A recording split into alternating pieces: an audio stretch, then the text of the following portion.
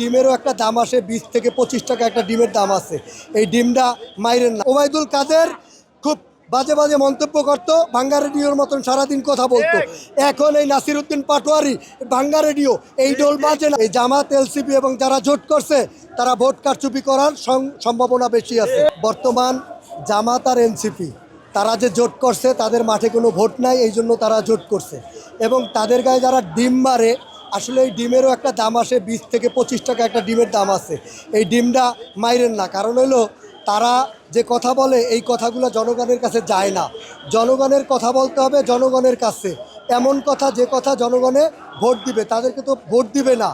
আর এই জামাত দেখেন, তারা বলতেছে, ওই দিন জামাতের আমির একটা কথা বলল, 60 বছরের উপরে যারা, তাদেরকে স্বাস্থ্যসেবা দিবে।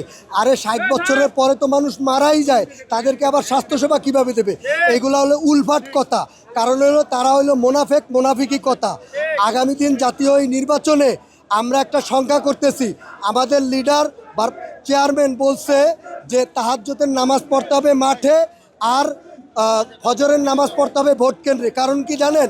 আমরা একটা সংখ্যা দেখতেছি, এই জামাত, এলসিপি এবং যারা জোট করছে তারা ভোট কারচুপি করার সম্ভাবনা বেশি আছে।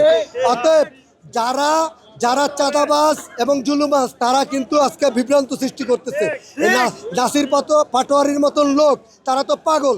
আমরা দেখতাম আগে ওবায়দুল কাদের খুব বাজে বাজে মন্তব্য করতো, ভাঙ্গা রেডিওর মতন সারাদিন কথা বলতো।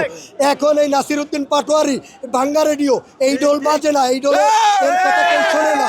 অতএব আগামী দিনে জাতীয় নির্বাচনে আমরা একটা সংখ্যা করতেছি, তারা রাত্রে ভোট কারচুপি করতে পারে।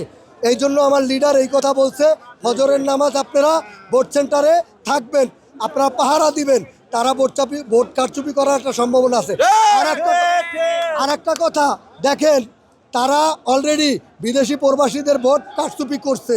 অতএব তারা তাদের মন মতন যদি না হয়, তারা ভোট ভাঙচাল করার একটা সুযোগ আছে, তারা ভোট বর্জন করার একটা সম্ভাবনা আছে।